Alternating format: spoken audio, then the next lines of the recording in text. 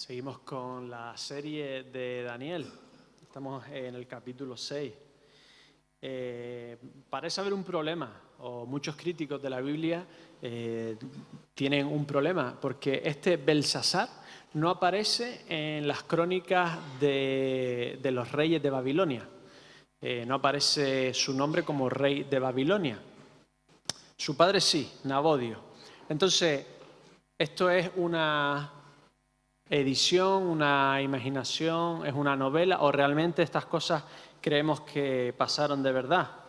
Estaba en el colegio, en la fiesta del colegio, y un señor estaba hablando conmigo y me decía que estaba leyendo a un historiador judío que databa la invención del Génesis en el año 1000 y que Abraham, Jacob, Moisés no existían porque no hay ningún otro texto histórico que lo avale.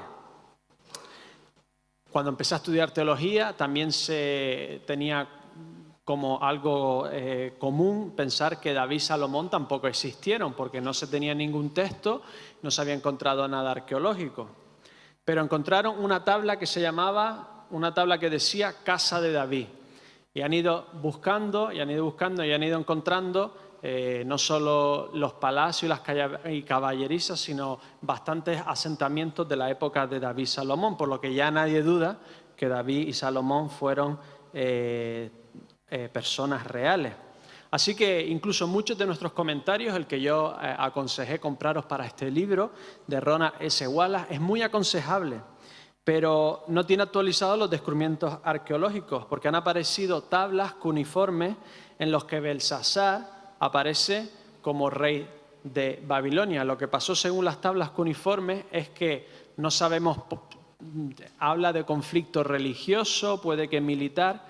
Nabodio, su padre, estuvo 10 años en Arabia Saudí y su hijo Belsasar reinó en la capital de Babilonia.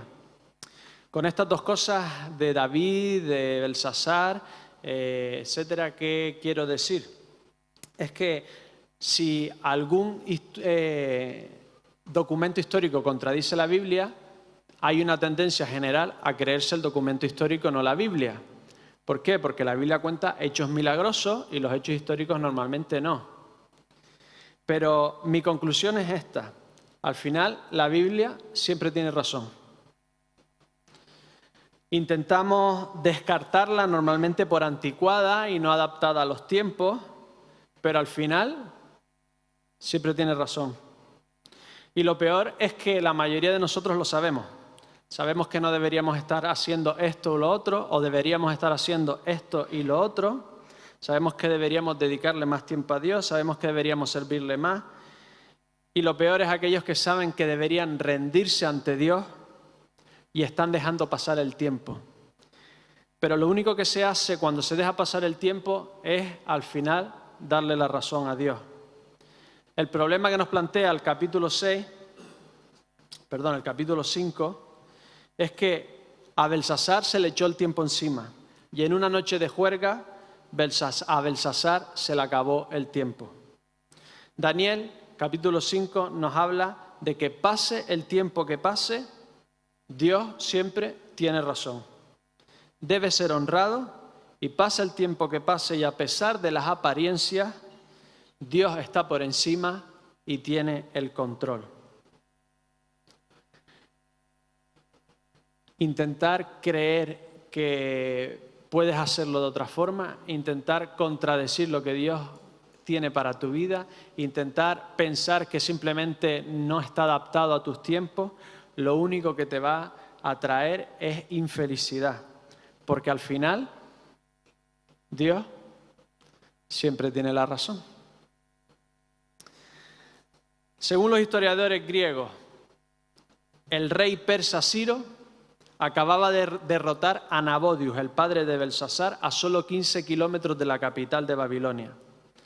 Así que no sabemos por qué Belsasar decide hacer este gran banquete. Lo más probable es que tuviese una razón o un motivo militar. ¿Os acordáis de la reina Esther?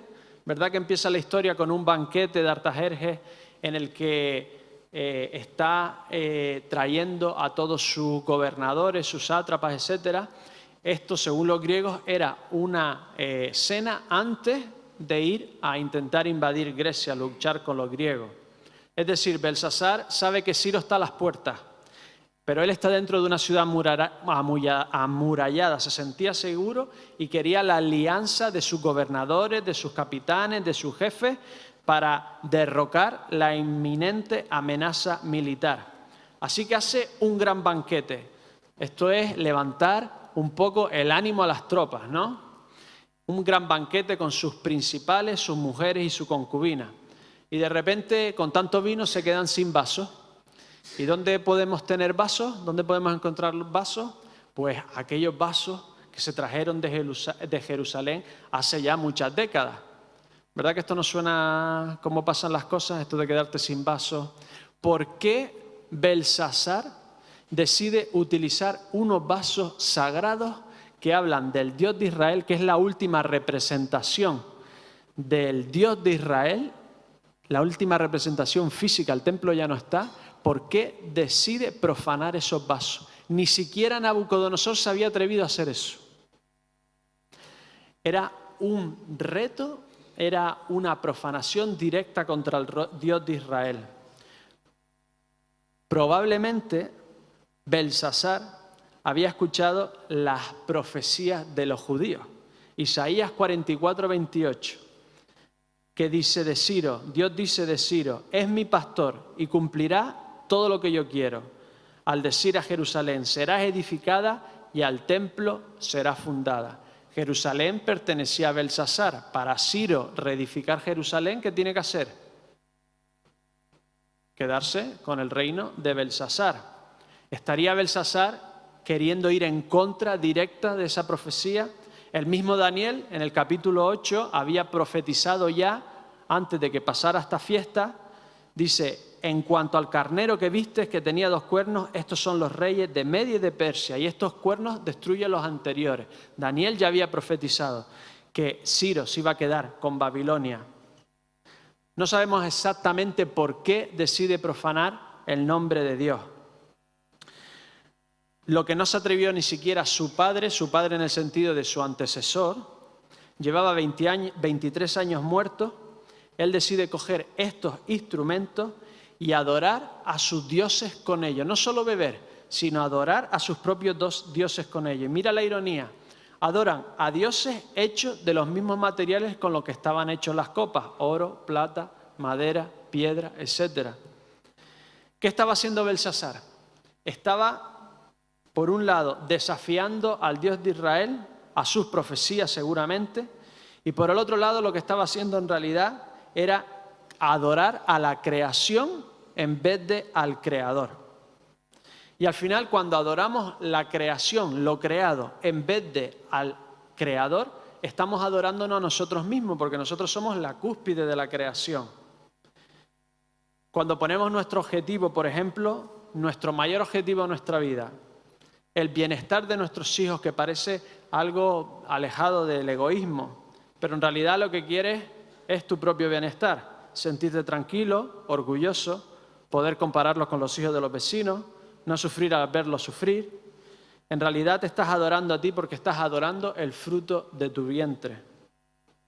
Cuando tu principal objetivo en la vida es el estatus o el dinero o las experiencias, las vacaciones, la diversión o estar sanos, bellos, jóvenes, te estás adorando a ti mismo. Pero hay un problema, que al final o el Creador te visita o lo visitas tú a Él. Y entonces tendrás que dar cuenta de no haber adorado al Creador. Así que dice Dios, basta, y aparece una mano en el cielo. La mano describiendo unas palabras que nadie puede interpretar. Y Belsasar, porque en la época no llevaba pantalones, sino diríamos que se habían ensuciado los pantalones, se asusta tremendamente y manda a llamar a alguien que le pueda decir eso. Él sabe que esa mano venida del cielo le está diciendo su final, qué es lo que va a pasar. Ciro está a 15 kilómetros.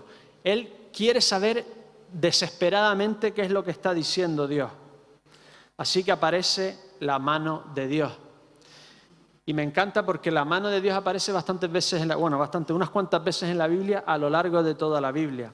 ¿Os acordáis algunas veces donde aparece la mano de Dios o el dedo de Dios? Los 10 mandamientos, muy bien. Una anterior a eso. Entonces los hechiceros dijeron a Faraón: dedo de Dios es este. Mas el corazón del Faraón se endureció y no los escuchó. Ante todas las maravillas de Egipto, el agua convertida en sangre, ante las plagas, llega un punto en que los mismos hechiceros le advierten al Faraón de que eso es dedo de Dios. Es decir, cuando hay unas obras maravillosas que no se pueden comprender y que sabes que vienen de Dios, esto es hecho por el dedo de Dios. Como dijo Pepita, las tablas de la ley, y dio a Moisés, cuando acabó de hablar con él en el monte Sinaí, 2 tablas del testimonio, tablas de piedra escritas con el dedo de Dios. Pero hay más, un salmo, Salmo 8:4. Cuando veo tus cielos, obra de tus manos, la luna y las estrellas que tú formaste. Es decir, el dedo de Dios aparece cuando Dios hace obras maravillosas, cuando está escribiendo, cuando está dando sus mandamientos, cuando crea el universo, y aparece una vez más, Nuevo Testamento. ¿Se os ocurre? ¿Se os viene a la cabeza? A mí tampoco, yo me lo encontré haciendo mi devocional y me pareció sorprendente. Lucas 11:20. Lo veremos en la pantalla. Jesucristo hablando: mas si por el dedo de Dios echo yo fuera a los demonios, ciertamente el reino de Dios ha llegado a vosotros. Jesús controla el dedo de Dios. Jesús actúa con el dedo de Dios. Jesús es el creador. Jesús reescribe la ley cumpliéndola, expandiéndola e inculcándola en nuestros corazones. Jesús es el que hace las obras maravillosas que todos pudieron ver y por lo tanto Jesús es Dios mismo que ha llegado a la tierra. Dios se ha encarnado en Jesús y por lo tanto su reino puede estar en nosotros. Cree esto y vivirás.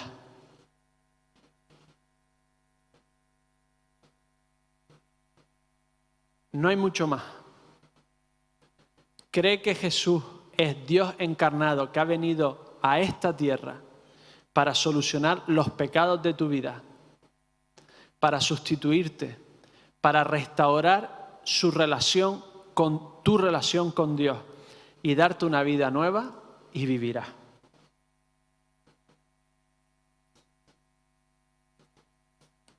Así que nadie sabe interpretar estas lecturas. Así que llega la reina, la versión que leyó Isaac ponía la reina madre. No sabemos qué reina era porque parece que la reina ya estaba allí con su mujer y su concubina. Por otro lado, no sabemos si habla de las mujeres concubinas de los demás, no sabe si estamos hablando de la suya. En el banquete de Jerje, de Atajerje, tampoco estaba su mujer, la hizo venir después. No sabemos por qué no querían a la mujer allí, nos podemos imaginar. O puede ser la reina madre. Los reyes de la época le decían a sus súbditos que ellos eran divinos, que ellos eran impuestos por dioses o hijos de dioses mismos. Por lo tanto, este Belsasar, que no era directamente hijo de Nabucodonosor, se asumía o intentaba asumir el papel divino que Nabucodonosor se impuso a sí mismo. ¿Os acordáis que incluso pidió que lo adoraran, etcétera? Por lo tanto, algunos de los comentaristas creen que esta reina madre podría ser hasta la esposa de Nabucodonosor, porque sabe perfectamente todo lo que ha hecho Daniel y cómo le habló Nabucodonosor, etcétera, etcétera. Podría ser perfectamente que todavía ejerciera influencia en la corte. Así que los griegos también hablan de la increíble sabiduría de la mujer de Nabucodonosor, pero sea quien sea, esta mujer le habla de Daniel, le dice: hay un hombre que habla como hablan los dioses, tiene el espíritu de los dioses que puede tradujo a tu antecesor y puede traducir perfectamente lo que él está hablando. Así que llaman a Daniel. Pero Belsasar, el rey, a pesar de todo su espanto, a pesar de haber visto algo increíble, una mano escribiendo en una pared, hoy tenemos las ruinas de este templo, de este palacio, son paredes blancas y dice que escribió al lado de un candelabro para que lo viera bien todo el mundo. Llega Daniel y en vez de humillarse, lo que encontramos es una especie de superioridad e intentar humillar a Daniel. Le recuerda a Daniel que es hijo de los de la cautividad, lo trata como un esclavo. Y no le dice como Nabucodonosor: Belsasar, jefe de los magos, ya que he entendido que hay en ti espíritu de los dioses santos, que ningún misterio se te esconde, declárame las visiones de mi sueño que he visto y su interpretación. Sino que le dice: he oído, me han dicho que tú puedes interpretar, tú que eres uno de nuestros esclavos, si puedes, y además te daré un montón de premios. Necesito saber qué está pasando, qué es lo que dice. Necesito saberlo ya. Te doy lo que quieras, hasta te doy realeza, ser el tercero del dueño. Y Daniel es curioso que le echa, lo trata con bastante desprecio, ¿verdad? ¿Qué es lo que le dice? Le dice: entonces Daniel respondió y dijo delante del rey: tus dones sean para ti y da tu recompensa a otros. Leeré la escritura y daré tu interpretación. Quédate con lo tuyo. Yo no lo necesito. Daniel, viendo esa escritura, sabiendo lo que ponía, viendo cómo estaban profanando los vasos del templo, diría: tú con lo tuyo. ¿Os dais cuenta que Daniel lleva 23 años en la sombra? Nabucodonosor hace 23 años que murió. Pero él está ahí dispuesto para hablar de Dios y de sus planes cuando lo llaman. La importancia, y por eso he titulado esta predicación: cómo perseverar en la sombra. La importancia de tener una vida correcta para el momento exacto, en el día exacto, en el sitio exacto que Dios te quiere utilizar de una forma milagrosa. Daniel en realidad solo cuenta pequeñas ocurrencias en toda la vida. Ahora mismo tiene alrededor de 80 años. Lleva 23 años ignorado. En cierta forma, el rey ni se acuerda de él, ni su gobernante, ni sus súbditos. Tiene que venir alguien a recordarles que... Pero Daniel estaba ahí preparado para servir cuando Dios quiso que sirviera. Tenemos que llevar una vida de fidelidad, una vida de devoción a Dios, incluso en la sombra. Cuando parece que Dios no nos utiliza, parece que no tenemos que decirle nada a nadie, parece que no somos influencia a nadie, Dios te pide que seas fiel, porque Él te va a querer utilizar. Te utilizará seguro. En algún momento hará que le des una palabra a alguien, que le des un testimonio a alguien, que te vea actuar de una forma que Dios utilice para cambiar su vida. Y Daniel estaba ahí, dispuesto para hacerlo. Lo he dicho muchas veces, pero si mi vida sirviera para ser usada por Dios, para que una sola persona se convirtiera, mi vida ya valdría la pena. Ya sería totalmente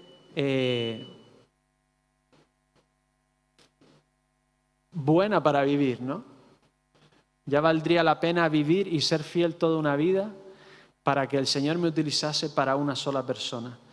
Tenemos que estar ahí, tenemos que estar fieles. Jesús tuvo un ministerio increíble de 3 años, pero tuvo 30 en la sombra, donde Él fue creciendo en sabiduría y en fidelidad a Dios. Una fidelidad continua para ser usados por Dios cuando Él quiere y cuando Él quiera. Así que Daniel, antes de explicarle qué es lo que pone, no le dice qué es lo que pone. Le echa una pedazo de bronca. ¿Os dais cuenta que le empieza a decir: pero Belsasar, tú que conoces lo que ha pasado, no se ha escondido a nadie con Nabucodonosor, cómo él se ensorbeció, cómo se enorgulleció? Tú con esa información, ¿qué es lo que estás haciendo?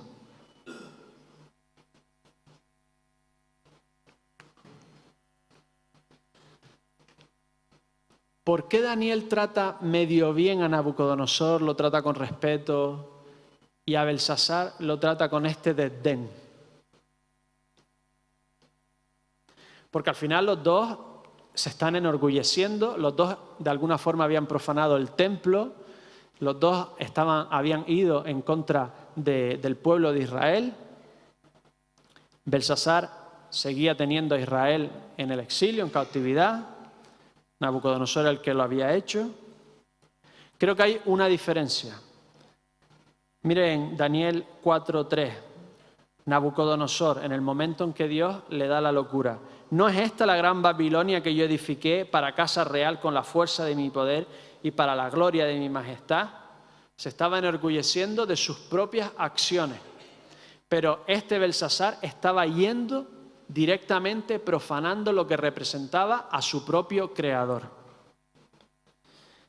Belsasar estaba yendo en contra directamente de su propio creador, del único que realmente lo podía salvar y, como dice aquí en Daniel, el que tenía la vida en sus manos. Y llega un punto en que Dios tiene un tope. Hay un punto en que Dios se defiende a sí mismo. ¿Os acordáis del arca cuando lo cogieron los filisteos? Lo ponen en el templo de Dagón. ¿Qué le pasa a Dagón? Cae humillado. Lo ponen de pie. ¿Qué le pasa al día siguiente? Sin cabeza y sin brazos. Se empieza a llenar todo el pueblo de llagas. ¿Qué dicen los filisteos? Coger el arca, coger el arca. No nos tenemos que preocupar porque Dios un día se defenderá a sí mismo y pondrá las cosas en su sitio y revelará a todo el mundo y se acabará su paciencia y dirá: aquí estoy yo. Mateo 12:32. A cualquiera que dijera alguna palabra contra el Hijo del Hombre le será perdonado, pero al que hable contra el Espíritu Santo no le será perdonado, ni en este siglo ni en el venidero. El que insulte a Jesucristo por ignorancia sin saber que es Dios, le será perdonado. Pero el que insulte a Dios directamente, el que lo desprecie, el que lo pisotee, el que lo escupa, ¿cómo lo va a perdonar Dios? Porque Dios no es que diga, me has deshonrado, sino que la felicidad eterna es temer a Dios y amarlo, estar con Él, disfrutar con Él. Si lo desprecias, ¿qué eternidad te va a dar Él? ¿Cómo te va a salvar a Dios si lo denigras? Si denigras lo que lleva su nombre. No te vuelvas en contra de Dios, es el que tiene tu vida en tus manos. No te vuelvas en contra del único que te puede dar una vida eterna. E ignorarlo es una forma de hacerlo también. Y querer hacer tu propia vida también es una forma de ir contra Él. Y querer tomar tus propias decisiones en contra de Él es una forma de deshonrarlo a Él. Y la única forma de estar delante de Él es humillado, reconociendo quiénes somos nosotros y quién es Él. ¿Qué es lo que representa su nombre hoy en día entre nosotros?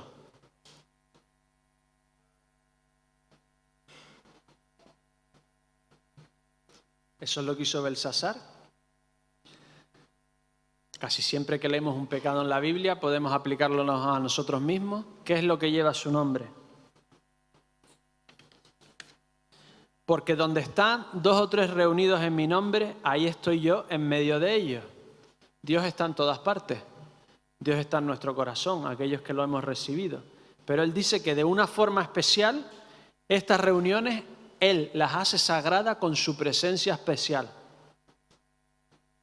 Por huir de lo supersticioso, de los demasiado litúrgicos, muchas veces venimos ante la reunión de Dios sin el espíritu adecuado.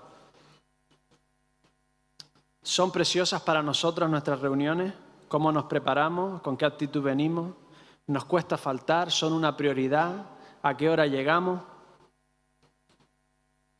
¿Cómo le hablamos de nuestras reuniones a nuestros hijos, a nuestros vecinos? Esto representa y esto está haciendo lo que hacemos nosotros aquí. Dios ha dicho y ha prometido que su presencia está de forma especial. ¿Cómo nos lo tomamos? Y soy el primero que me lo pregunto. ¿Cómo me lo tomo? Y nuestra vida espiritual en casa, lo que hacemos en casa, las disciplinas espirituales, ¿cómo las hacemos delante de los que nos ven? Y cuando no nos ven. Poco tenemos que aprender de los musulmanes, pero una cosa que me encantó es que nunca ponen una Biblia por debajo de la cintura. Una Biblia, un Corán. Muchas veces yo estoy hablando a los jóvenes y tengo la Biblia en el suelo. Al final es papel, ¿no? Pero no es papel. Romanos 13:1. Sométase toda persona a las autoridades superiores, porque no hay autoridad sino de parte de Dios, y las que hay son dadas, son por Dios han sido establecidas. Sean buenas o malas, nos dice que tenemos que tener sujeción, tenemos que tener respeto. ¿Cómo le hablamos a nuestros hijos de la autoridad? De los profesores, de los policías, de los políticos. No sé por qué Dios ha querido que nos enseñen algo.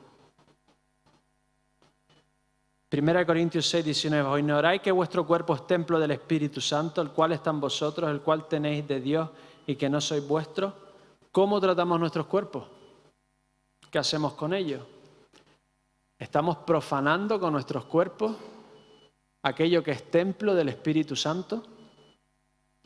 Y el más importante de todos, 2 Corintios 5:20. Así que somos embajadores en nombre de Cristo, como si Dios rogase por medio de nosotros. Os rogamos en nombre de Cristo, reconciliaos con Dios. Somos sagrados en el sentido de que Dios está en nosotros y representamos a Dios al mundo. ¿Qué tipo de vida llevamos? ¿No te das cuenta de que eres un vaso sagrado en manos de Dios que representa su nombre? ¿Qué tipo de vida estás llevando? ¿Qué cosas estás haciendo?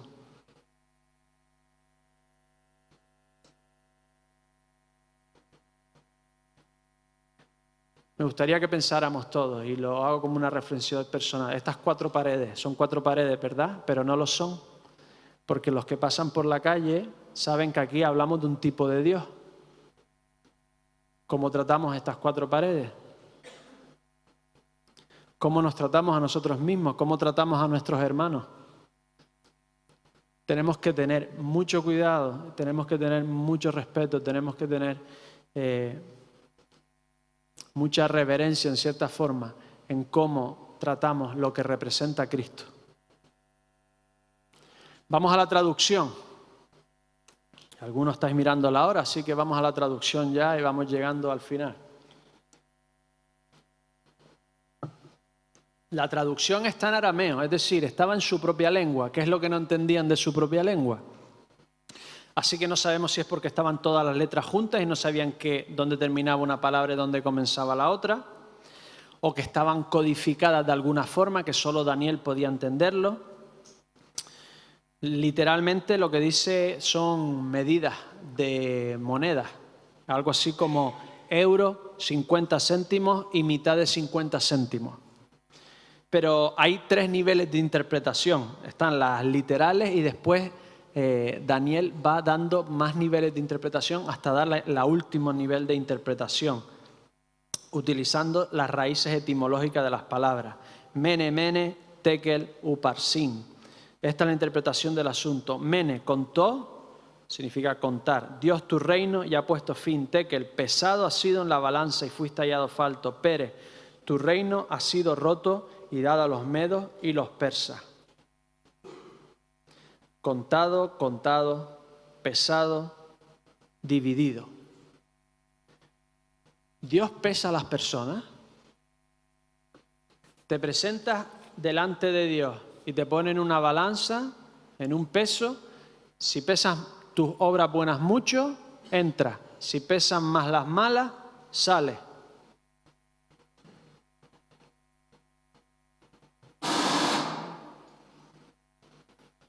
Piensa, si todo lo bueno que podrías hacer y no haces se te contase como malo, aquí no se salva a nadie.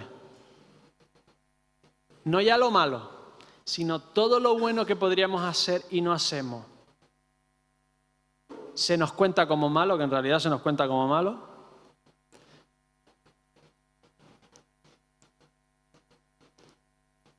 No se salva absolutamente nadie. ¿Nos pesa Dios entonces? Salmo 62, 9. Por cierto, vanidad son los hijos de los hombres, mentira los hijos de varón. Pesándolos todos igualmente la balanza serán menos que nada. Dios nos pesa. Gálatas 2:20. Con Cristo estoy juntamente crucificado, y ya no vivo yo, mas vive Cristo en mí. Y lo que ahora vivo en la carne, no lo vivo en la fe del Hijo de Dios, el cual me amó y se entregó a sí mismo por mí. O te pesas con Cristo o te pesas tú solo. Tú eliges. Al final Dios o pesa a Cristo o te pesa a ti. Es tu elección. Una cosa que me sorprendió, ¿por qué de montre Belsasar se cree lo que le dijo Daniel? Porque le estaba diciendo que de ahí no pasaba. Cuando un rey escuchaba algo que no quería, ¿qué hacía? Encarcelaba al profeta, ¿no? Quiero que me digas lo que quiero oír, no lo contrario. Y Belsasar le dice que se acabó. Y lo llena de gloria y de collares y Daniel pues se quedará ahí como diciendo, pues, ¿qué vamos a hacer? ¿Por qué se lo creyó?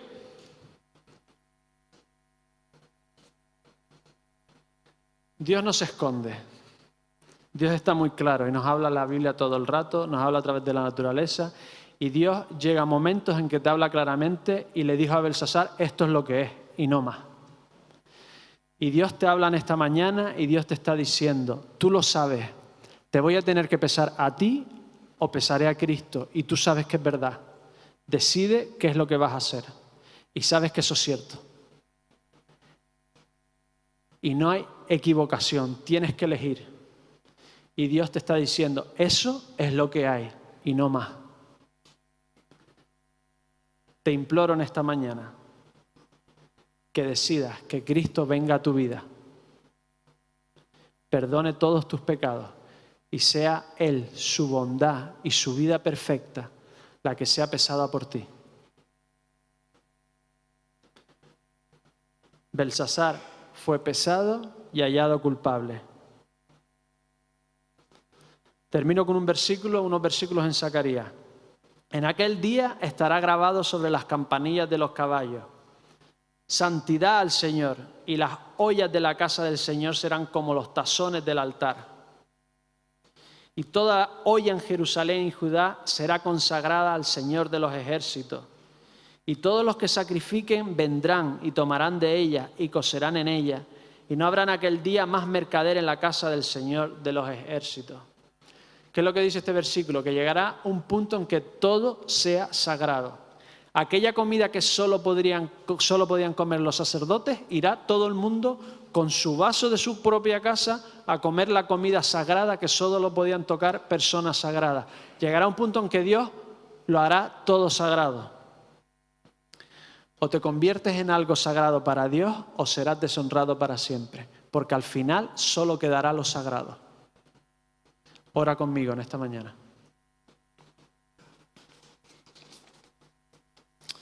Dios, te pedimos perdón por la cantidad de veces que hemos profanado nuestro cuerpo, nuestra mente. Hemos profanado, Señor, nuestra vida con nuestras acciones. Y, Señor, te damos las gracias porque no va a ser pesado eso, sino vas a ser pesado tú en nuestro lugar. Te bendecimos en esta mañana y te pedimos, Señor, si alguna persona nos ha querido rendir a ti, que lo haga en esta mañana. Lo único que tú aborreces, Señor, o lo más que tú aborreces, Señor, es el orgullo. Señor, nos humillamos ante ti porque sabemos que eso nos pone en nuestro sitio y eso nos hace tremendamente felices y eso nos hace tremendamente satisfechos porque tú nos llenas de todo lo que eres tú y nos llenas de tu presencia y de tu espíritu. Señor, tú nos has hablado en esta mañana y tú nos hablas de forma clara y alta en nuestras vidas. Queremos escucharte, Señor, y queremos poner en práctica lo que tú nos estás diciendo. En el nombre del Señor Jesús. Amén.